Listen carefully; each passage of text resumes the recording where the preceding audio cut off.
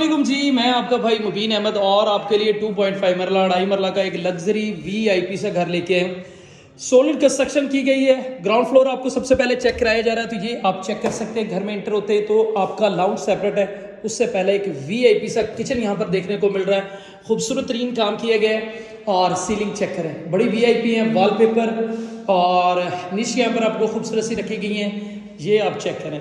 इस घर की खूबसूरती फील करें, इंतहाई और खूबसूरत घर है। और उससे ज़्यादा बात ये आपको कंस्ट्रक्शन में भी बेहतरीन घर मिलेगा।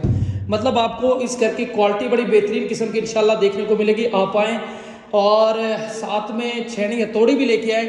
आप इस घर को मुकम्मल चेक करने के बाद फिर खरीदें। बहुत ज़बरदस्त किस्म का घर है।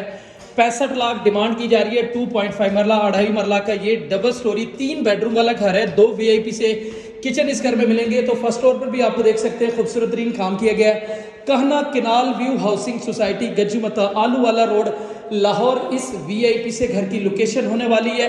और रजिस्ट्री इंतकाल वाला वीआईपी घर, इस पे हमने आपको कमोड लगा कर देना है। साथ में इस घर का जो है आपका बेडरूम नंबर 3 जो कि विद अटैच बाथ वेंटिलेशन के साथ ही है।